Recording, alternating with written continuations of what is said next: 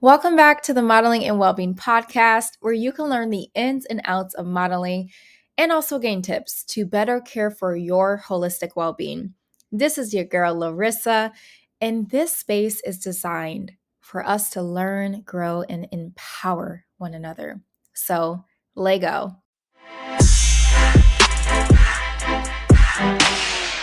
Okay, this is not going to be your traditional episode because I'm just talking just to talk, just to kind of mix it up a little bit, talk from the heart, from my head, and just what has just been on my mind lately. Like, you guys, sometimes I just struggle a little bit with the concept of what people like to chase, or I've just been looking and observing a lot of what people talk about on social media, what people care about.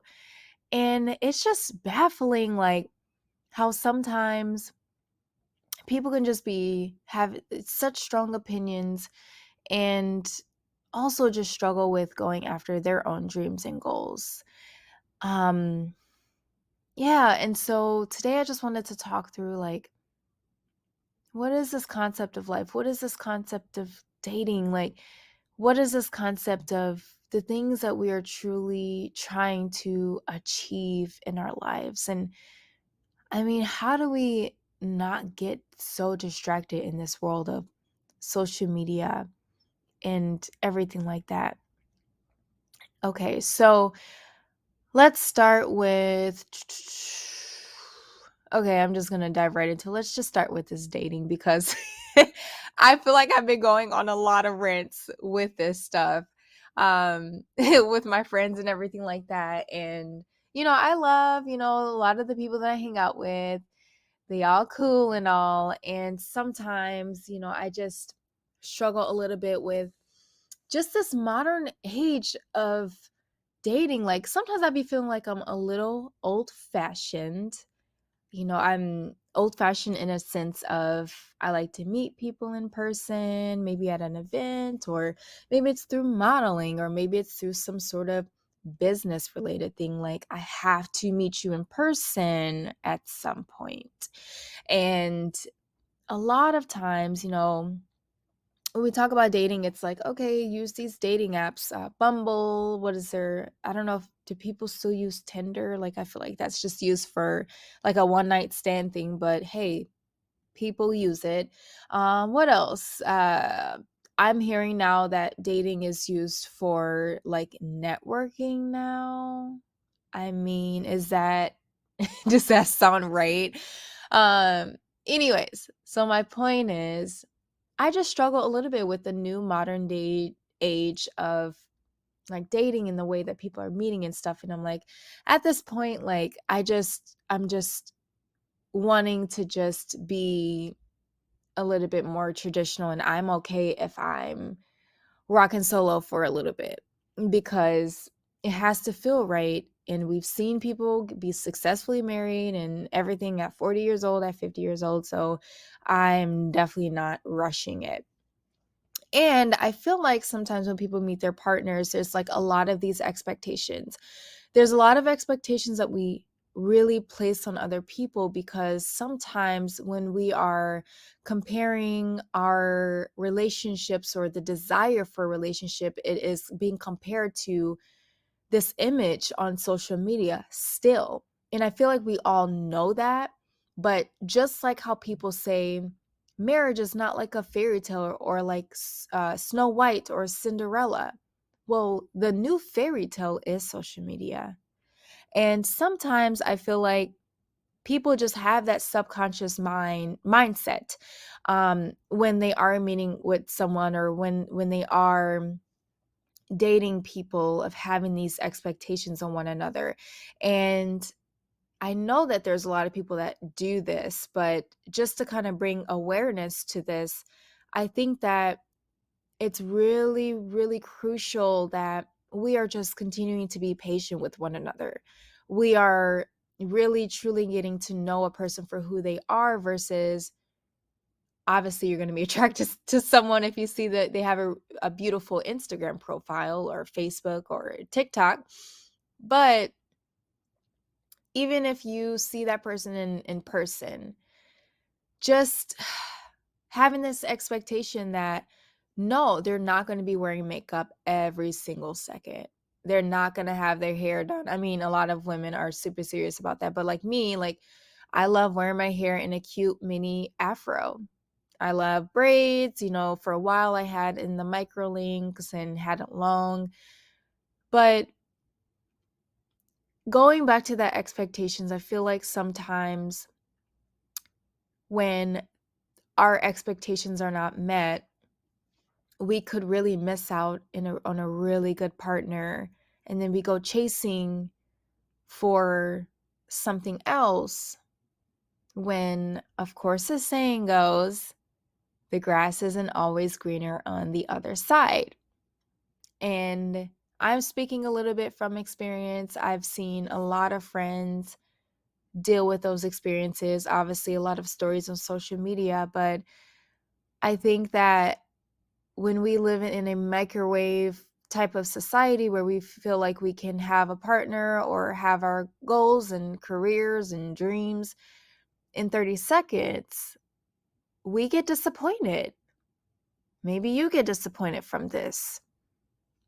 So I think that really the key of dating is to really slow down and getting clear about your values, your core values, like who is it that you actually want to attract, and then just like let it flow though. Like put pressure off yourself. Don't force yourself to date. I know I had trouble with this, especially when I moved to Atlanta. Like people kept on asking me like, are you dating, like first of all, I just moved here.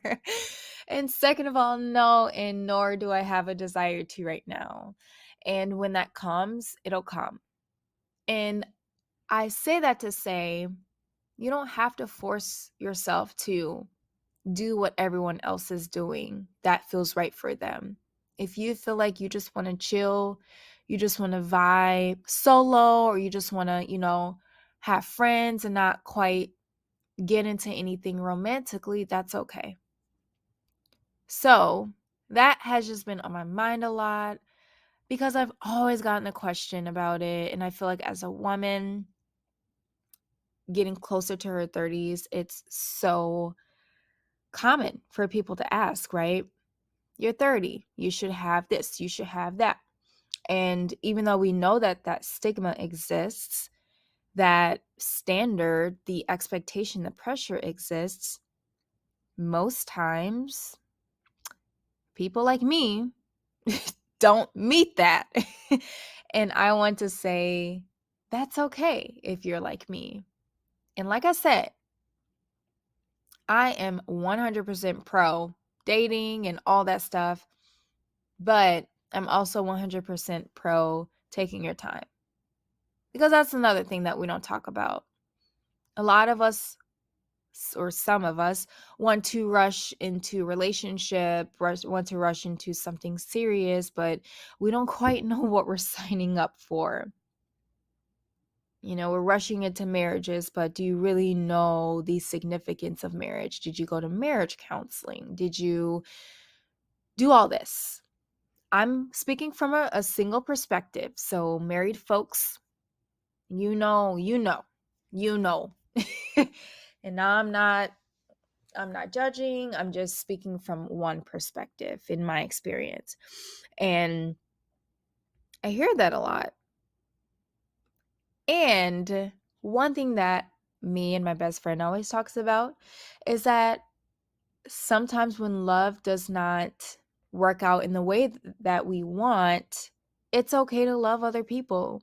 So I've just been in this like beautiful aura of just loving and giving back and really serving other people. And I think that sometimes when God has us a single, we're single for a reason. We're single because we deserve to provide love in a way that a married person maybe couldn't. We have enough time to pour into other people because we don't have that commitment of maybe being more occupied pouring onto one person. we're able to have the flexibility and the money and the time to spend on others because we don't have that one partner that we'd be pouring time, resources, and money into. So I encourage single folks, just embrace your now, embrace the singleness, because just like how we always say, you're only young once. Okay, this is funny. You could be single more than once. Okay, I get it. I that probably wasn't where I was going. But I guess what I'm trying to say is that you never know. You could be single multiple times. I get it. Some people suck. I get it. Some people are great and it just doesn't work out. I get it. What I'm trying to say is, just like how they say, it's so funny. Just like how they say you're only young once, you just never know if this could be the last time that you would be single. So just embrace it. Embrace this time, like really try to get to know who you are inside and out, and really master dating yourself, as in not like some independent, like I got my own bag. No, I don't live under those principles personally, because I'm a woman that wants to submit. I'm a woman that I'm okay with a man taking lead, and I have my own independence just because I'm my own individual. So I'm obviously going to be an individual going into the relationship, but it's just going to look a little bit different if that person empowers me to embrace my independence in a way that is cohesive also within the relationship. But learn how to date yourself, learn how to get comfortable in your own company. And I think that sometimes we get scared of being alone. And fortunately, I haven't had a lot of partners to have that a certain level of attachment, or to that um vibe of not wanting to be alone. But I've had friends, I've had people that I've known that will go back to back 3-year, 4-year, 5-year relationships and don't take the time to love themselves. And it's because we are scared of being alone. We are scared of growing old and not having anyone to share gray hairs with.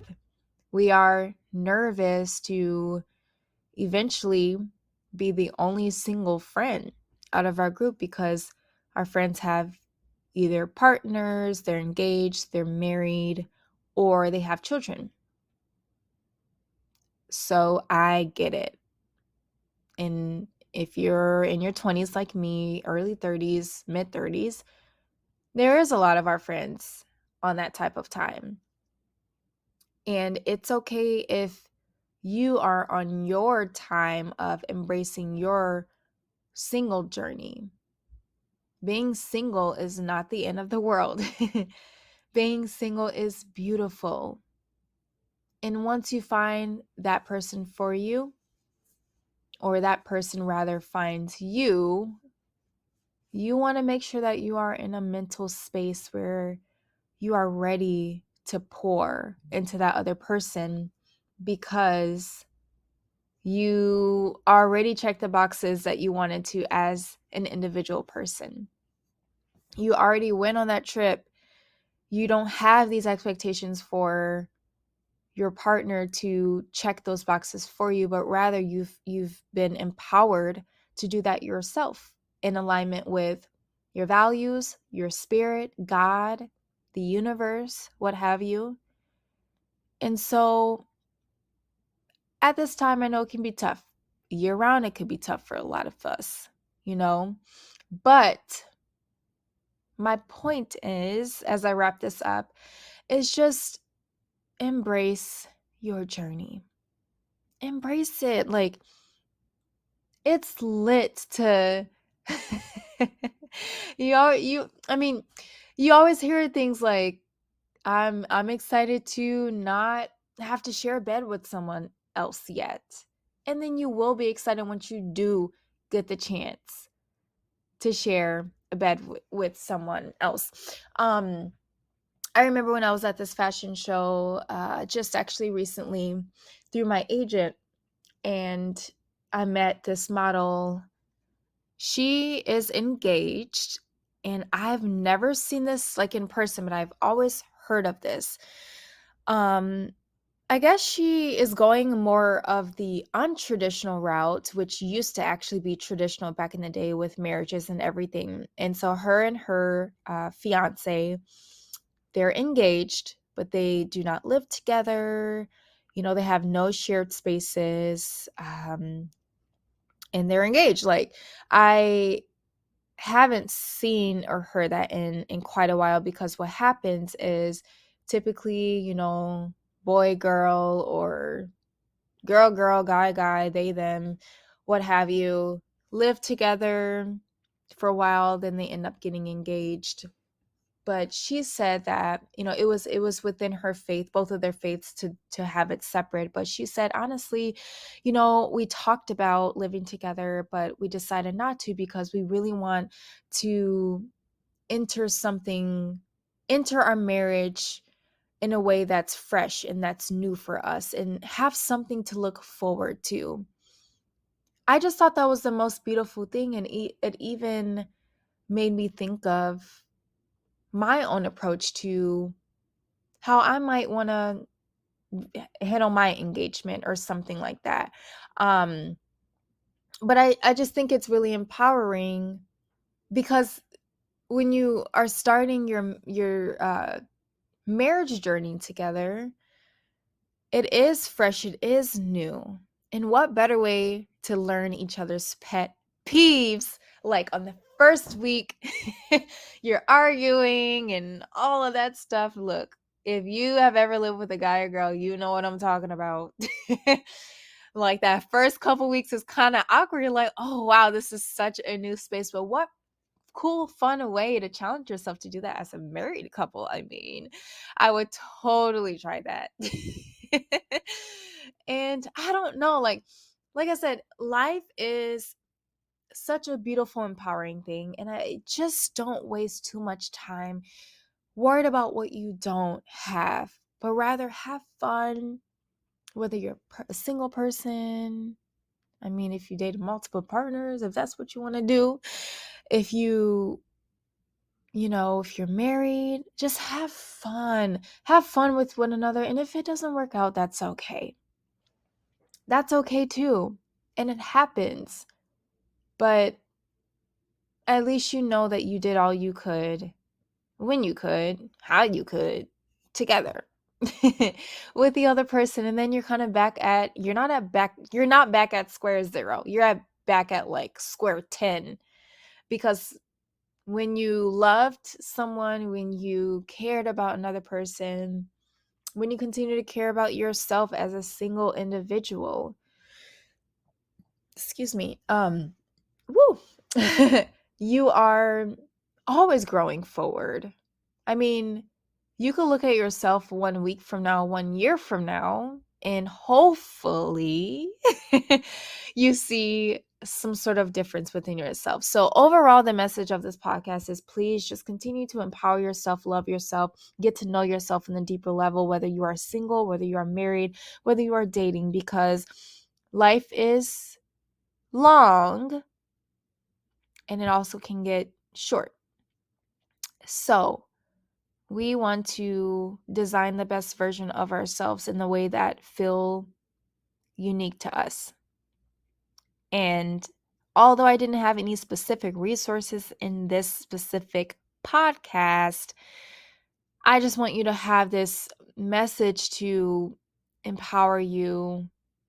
Go back to when you are feeling down, when you are feeling alone, when you feel like men or women or, whoever you are interested in dating are letting you down, um, when you feel like you need a pick me up, when you feel like things are going great and you just need a reminder of how much you are grateful for, how much you do have ones that, you've loved and that you are continuing to love.